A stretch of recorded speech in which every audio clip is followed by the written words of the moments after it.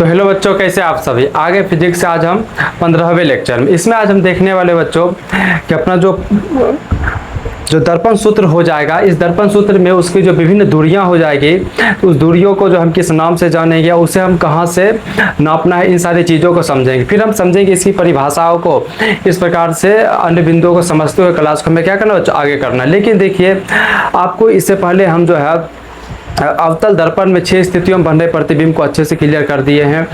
इसके बाद जैसे कि उसके बाद का जो लेक्चर था उसमें हम आपको चिन्ह परिपाटी समझाए हैं। तो चिन्ह परिपाटी में जब आपको बताया गया था, उसमें हम बताए थे कि जब व्यक्ति यानी कि चिन्ह परिपाटी में हम दाएं ओर की दूरी को मापेंगे, बाएं ओर की दूरियों को मापेंगे, तो ये दूरियाँ क्या क्या हो जाएगी, यानी कि ये धनात्मक होगा या ऋणात्मक होगा, यानी कि प्लस या माइनस में से क्या होगा, इन सारी चीज़ों को समझेगी। ये बिंदु आपको याद है, ये आपको स्पष्ट रूप से कल अच्छे से समझ चुके हैं, तो आज का क्लास आपके लिए क्या हो जाएगा, काफ़ी आसान हो जाएगा। यदि नहीं देखें कल का क्लास तो आप क्या करें, कल का क्लास देखें और आज उन चीज़ों को समझें।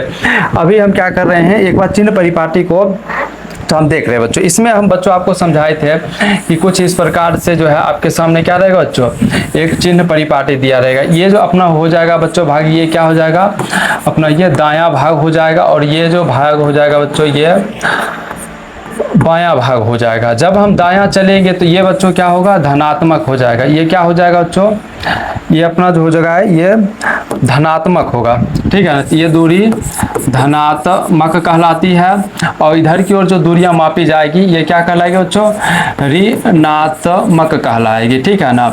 इसी आधार पर हमें समझना है आगे के बिंदुओं को कि जब हम देखेंगे अवतल दर्पण में, किस दर्पण में बच्चों, अवतल दर्पण में, जब हम यहाँ पे एक प्रकार के अवतल दर्पण का हम निर्माण करेंगे ना बच्चों। देखिए कुछ इस प्रकार से हम किसका निर्माण करें बच्चों, अवतल दर्पण का।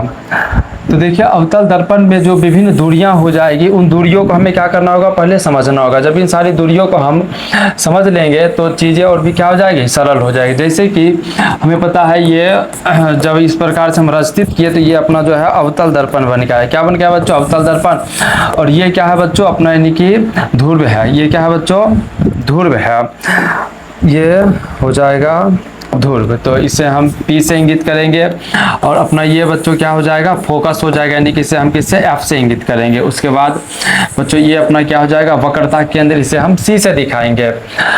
और आगे जो है बच्चों, ये जो आगे का दूरी हो जाएगा, इधर ये क्या हो जाएगा बच्चों, ये अनंत हो जाएगा। इधर की ओर जब हम आएंगे, आगे बढ़ेंगे, इधर की ओर की दूरी क्या कहलाएगी बच्चों, अनंत कहलाएगी। तो ये तो अनंत हो गया है। तो मान लीजिए हम क्या कर रहे हैं, कोई एक वस्तु अपना बच्चों कहाँ रखा हुआ हो, वक्रता केंद्र और अनंत के बीच में। मान लीजिए इस जगह पर कोई वस्तु रखा हुआ, तो वस्तु ऑब्जेक्ट हुआ ना, इसे हम किससे, O से दर्शाते हैं। तो यहाँ पर मान लीजिए कोई वस्तु रखा हुआ है, इसका इमेज कहाँ बनेगा, तो इसका इमेज जो बनेगा बच्चों वक्रता केंद्र और F के बीच में बनेगा। जब यहाँ बनेगा ना, तो यानी कि I जो हो जाएगा बच्चों, ये I का ये दूरी हो जाएगा, ठीक है ना। और ये क्या हो जाएगा, O यानी कि वस्तु दूरी हो जाएगा। ये क्या हो गया बच्चों, ये वस्तु का ये दूरी हो जाएगा। तो अब समझिए यहाँ पर इतने सारे चीज़ों को रखा जाएगा, तो इन सारे अगर मान लीजिए सभी दूरियां हमें कहाँ से बच्चों, P से मापनी, यानी कि ध्रुव से ही हमें सारी दूरियों को क्या करना है बच्चों, मापना है। जब सारी दूरियां जब हम P से मापेंगे, तो पहले P से जब हम चलेंगे तो हमें क्या रास्ते में पहले आएगा, हम क्या देखेंगे पहले बच्चों, हम यहाँ देखेंगे फोकस को। किसे देखेंगे बच्चों, हम फोकस को। जब फोकस अपने रास्ते में पहले आ रहा है तो बच्चों हम देखेंगे कि ये P से F के बीच की दूरी, यानी कि P से इस F के ये बीच की जो दूरी हो जाएगी बच्चों, इसे हम किससे, इसे हम क्या बोलेंगे, यहाँ से यहाँ तक की दूरी किसे हम बच्चों बोलते हैं, फोकस दूरी। क्या बोलते हैं, फोकस दूरी। यानी कि ये क्या हो जाएगा बच्चों, इसे हम छोटी आप से क्या करेंगे, निरूपित करेंगे। तो छोटी आप से ये निरूपित हो गया है, ठीक है। चलिए फिर हम आगे बढ़ते। जब हम आगे बढ़ेंगे तो इस P से जब हम आगे बढ़ते, यहाँ पर इमेज बन रहा है। क्या बन रहा है बच्चों, इमेज। जब इमेज बन रहा है तो यहाँ तक भी क्या होगा, कुछ ना कुछ तो बच्चों दूरी होगा ना। तो चलिए इस फोकस से यानी कि ध्रुव से लेके इस इमेज जहाँ पर प्रतिबिंब का निर्माण हो रहा है, यहाँ तक के दूरी को हम क्या कहेंगे बच्चों, तो इस दूरी को बच्चों बोला जाएगा प्रतिबिंब दूरी। क्या बोला जाएगा, प्रतिबिंब दूरी। और इसे जो है ना हम बच्चों V से प्रदर्शित करेंगे। किसे बच्चों, V से, यानी कि इसे हम V से क्या करेंगे, प्रदर्शित करेंगे, ठीक है। चलिए अब हम देखते हैं बच्चों, ये अपना वक्रता केंद्र हो गया। क्या हो गया बच्चों, ये वक्रता केंद्र हो गया है ना। तो इस वक्रता केंद्र का भी जो है दूरी इस ध्रुव से क्या हो जाएगा, हमें देखना है। तो इस दूरी को बच्चों हम R से दिखाते हैं। किससे दिखाते हैं बच्चों, हम R से दिखाते हैं, ठीक है ना। उसके बाद देखिए यहाँ पर अपना वस्तु है बच्चों, क्या है, वस्तु। तो इस वस्तु वस्तु से लेके इस ध्रुव के बीच की दूरी बच्चों क्या कहलाएगी, तो इसे बच्चों हम जो है यू से प्रदर्शित करेंगे। किससे प्रदर्शित करते हैं बच्चों, इसे हम यू से प्रदर्शित करते हैं, ठीक है ना। तो देखिए अपना ये अवतल दर्पण है, कौन सा दर्पण है, ध्यान रखना है बच्चों, ये जो है ना अपना अवतल दर्पण है ये। तो ये जो अवतल दर्पण है ना बच्चों, इस अवतल दर्पण में बच्चों इतनी सारी दूरियों को हम क्या कर लिए हैं, अच्छे से समझ लिए हैं। देखिए तो इस अवतल दर्पण में जब ये सारी दूरी समझे, तब इन्हीं सारी दूरियों को हमें कहाँ देखना होगा, उत्तल दर्पण में भी देखना होगा। देखिए इसमें जितनी भी दूरियां होगी बच्चों, जब इस पर हम चिन्ह परिपाटी को रखेंगे, किसे रखेंगे बच्चों, हम चिन्ह परिपाटी को जब हम बच्चों यहाँ मान लीजिए इस जगह पे इस जगह इंगित करेंगे, तो बताइए ये सारा का सारा कहाँ है, बायां ओर है, ये सारे बिंदु किधर है, बाएं तरफ है। जब ये सारे बिंदु बाएं ओर है, तो ये सारी की सारी दूरियां क्या हो जाएगा बच्चों, ऋणात्मक हो जाएगी। क्या हो जाएगी, ऋणात्मक हो जाएगी। तो इस प्रकार से हम कह सकते हैं अवतल दर्पण में जो ये फोकस दूरी हो जाएगा, या फिर जो है ये अपना u हो जाएगा, वस्तु दूरी हो जाएगा, ये सभी बच्चों क्या, या फिर प्रतिबिंब दूरी हो जाएगा, ये सभी क्या हो जाएंगे बच्चों, ऋणात्मक हो जाएंगे। ठीक है ना, इतना क्लियर हो गया होगा। तो चलिए अब हम आगे समझते हैं। अब हम उत्तल दर्पण की इन्हीं सारे बिंदुओं को हम रख के क्या करेंगे बच्चों, समझने का हम प्रयास करेंगे। तो चलिए अब हम समझते हैं उत्तल दर्पण में। तो देखिए बच्चों ये अपना कौन सा दर्पण बन रहा है, यहाँ पर उत्तल दर्पण का यहाँ पे बच्चों निर्माण हो रहा है। ठीक है, तो चलिए ये अपना बना उत्तल दर्पण। अब देखिए इस उत्तल दर्पण में ना बच्चों क्या करना है, इस पे सारे चीज़ों को हमें प्रदर्शित करना, हमें दिखाना होगा। तो ये अपना क्या हो गया बच्चों, ध्रुव हो गया बच्चों, ये अपना जो हो जाएगा ये फोकस हो जाएगा, और ये क्या हो गया, वक्रता केंद्र हो गया। इधर की ओर तो ये क्या हो जाएगा बच्चों, अनंत हो जाएगा। देखिए उत्तल दर्पण में इमेज हमेशा कहाँ बनेगा, तो हमेशा ध्रुव और फोकस के बीच में इसी जगह पर क्या बनेगा बच्चों, इमेज बनेगा। ठीक है ना। और उसके बाद देखिए यहाँ पर जो है बच्चों ये क्या हो जाएगा, अपना ओ हो जाएगा। क्या हो जाएगा बच्चों, ओ, यानी कि ये प्रतिबिंब का, ये यानी कि वस्तु का ये स्थान हो जाएगा। तो इतना क्लियर हुआ ना। चलिए अब इसमें हमें देखना है कि सारी दूरियां जो है वह क्या क्या कहलाएगी। देखिए तो ध्रुव से इस वस्तु की जब हम दूरी मापेंगे, तो ये दूरी बच्चों क्या कहलाएगा, यू कहलाएगा। उसके बाद इसी ध्रुव से इमेज की ये दूरी बच्चों क्या कहलाएगी, ये भी कहलाएगी। और यहाँ से इस फोकस तक की दूरी ये क्या कहलाएगा बच्चों, यानी कि फोकस दूरी कहलाएगा। ठीक है। उसके बाद इस वक्रता केंद्र तक का जो ये बच्चों दूरी हो जाएगा, ये क्या कहलाएगा बच्चों, आर यानी कि त्रिज्या कहलाएगा। ठीक है। तो अब देखिए ये सारे पॉइंट जो है ना हमें यहाँ स्पष्ट रूप से समझ आ रहा है। ये किस दर्पण में है बच्चों, ये उत्तल दर्पण में है। किस दर्पण में है बच्चों, ये उत्तल दर्पण में है। ठीक है ना। तो अब चलिए इन सारे चीजों को हम क्या करते हैं, एक जगह हम आपको दिखा देते हैं अच्छे से। अब देखिए तो ये अपना हो गया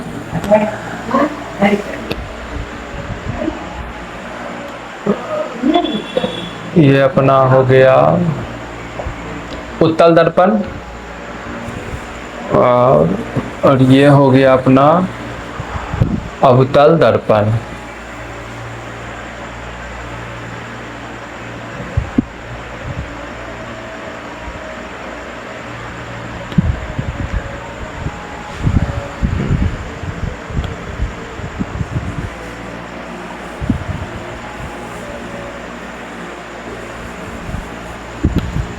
यहाँ पे ये उत्तल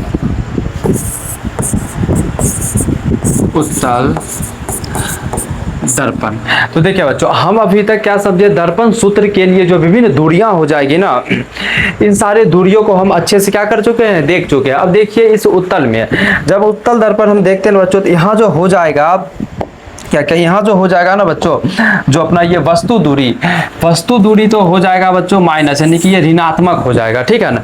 लेकिन जब हम यहाँ देखेंगे इमेज प्रतिबिंब का दूरी, फोकस दूरी, वक्रता केंद्र की दूरी, ये सभी क्या हो जाएंगे बच्चों, धनात्मक हो जाएंगे। क्या हो जाएंगे, धनात्मक हो जाएंगे। ठीक है। तो इतना क्लियर हो गया। यदि इतने क्लियर हो गया है तो इन सारे चीजों को क्या करना है, परिभाषा के रूप में एक बार लिख लेना है अपने को, ताकि चीजें क्या हो जाए, समझना आसान हो जाए। तो चलिए देखिए दर्पण सूत्र के लिए जो विभिन्न दूरियां हो जाएगी, ये दूरियों का जो परिभाषा भी जो हम आपको समझाए वो सारा यहाँ पे लिखा हुआ है कि बस ध्रुव P से वस्तु O की दूरी PO को वस्तु दूरी या बिंब दूरी कहा जाता है। इसे U से निरूपित करते हैं। ध्रुव P से प्रतिबिंब I की दूरी PI को प्रतिबिंब दूरी कहते हैं। इसे किसे बच्चों, तो V से निरूपित करते हैं, ठीक है ना। उसके बाद देखिए बच्चों यहाँ पे लिखा हुआ है ध्रुव P से दर्पण के फोकस F के बीच की दूरी PF को फोकस दूरी कहा जाता है। क्या कहा जाता है बच्चों, फोकस दूरी कहा जाएगा, ठीक है ना। उसके बाद ध्रुव P से दर्पण के वक्रता केंद्र C की दूरी PC को वक्रता त्रिज्या कहेंगे। इसे किससे बच्चों, हम R से निरूपित करेंगे, ठीक है ना। तो इतना क्लियर हो गया। जो बातें यहाँ लिखा गया सारा चीज वहां पर समझा दिया गया, ठीक है ना। अब आपको क्या करना, वो लिखने के बाद इन सारे बिंदुओं को भी क्या करना है, यानी कि इन दोनों डायग्राम को अच्छे से बना लेना है, उन चारों पॉइंटों को लिखने के बाद। अब देखिए बच्चों नोट में यहाँ पर हम आपको लिख दिए पहले से ही कि जो अवतल दर्पण में O हो गया, C हो गया, I और F हो गया, चारों बिंदु बच्चों क्या हो जाएगा, ऋणात्मक हो जाएगा। जो आपको यहाँ से दिख रहा होगा अवतल में इधर की ओर जितनी भी हो जाएगी ये सभी क्या हो जाएगी बच्चों, ऋणात्मक हो जाएगी। तो ये सारी दूरियां ऋणात्मक हो गई है, क्लियर हुआ। अब देखिए बच्चों यहाँ पर जो है ना उत्तल दर्पण में C, I और F धनात्मक होता है तथा O क्या होगा, ऋणात्मक होगा। देखिए O मीन्स वस्तु दूरी बोले नहीं, इधर वाला ये ऋणात्मक हो जाएगा, लेकिन बाकी बात ये सभी बच्चों क्या हो जाएंगे, धनात्मक हो जाएंगे, ठीक है ना। तो इस प्रकार से देखिए आपको ये क्या हो गया, अच्छे से क्लियर हो गया होगा।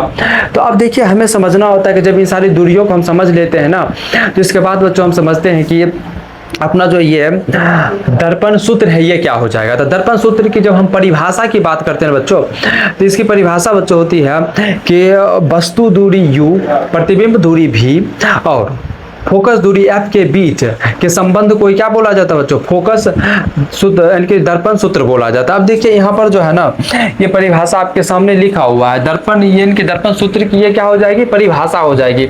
कि गोलीय दर्पण के लिए वस्तु दूरी ये U हो जाएगा बच्चों, प्रतिबिंब दूरी जो हो जाएगा ये क्या हो जाएगा बच्चों V, और फोकस दूरी F, इन तीनों के बीच को क्या करते हैं, बीच के जो संबंध है उसको हम प्रदर्शित करते, उसको हम दर्शाते हैं। तो इसे हम जिस सूत्र के माध्यम से दर्शाएंगे इसी सूत्र को क्या बोला जाएगा बच्चों, दर्पण सूत्र बोला जाएगा, ठीक है। ये क्या हो जाएगा बच्चों अपना, तो दर्पण सूत्र हो जाएगा, जिसका परिभाषा जो है कुछ इस प्रकार से हो जाएगा, ठीक है ना बच्चों। जिसका परिभाषा जो हो जाएगा क्या हो जाएगा बच्चों, कुछ इस प्रकार से क्या हो जाएगा, इसका परिभाषा हो जाएगा। जब बच्चों हम इस दर्पण सूत्र की हम बात करते हैं ना बच्चों, किसकी बात करते हैं, दर्पण सूत्र कह रहे कि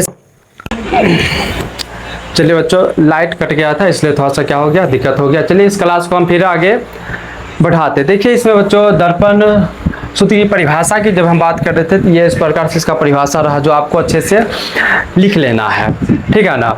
इसके बाद बच्चों जब यहाँ पर जो है इसके व्यंजक की बात आ जाएगी, यानी कि जब सूत्र की बात आ जाएगी, तो इस प्रकार से इसके सूत्र जो है आपके सामने दिया हुआ है कि 1/V + 1/U बराबर 1/F क्या हो जाएगा, यानी कि ये दर्पण सूत्र का ये क्या हो जाएगा, यानी कि ये दर्पण सूत्र हो जाएगा, ठीक है। अब देखिए बच्चों बात रह गया इसके सत्यापित करने का, तो फिर आज के क्लास को यही क्या करेंगे, हम समाप्त करेंगे। इससे नेक्स्ट क्लास में हम क्या करेंगे, सत्यापित कर देंगे, ठीक है ना बच्चों। तो आज के क्लास को यही हम समाप्त करते हैं। धन्यवाद क्लास।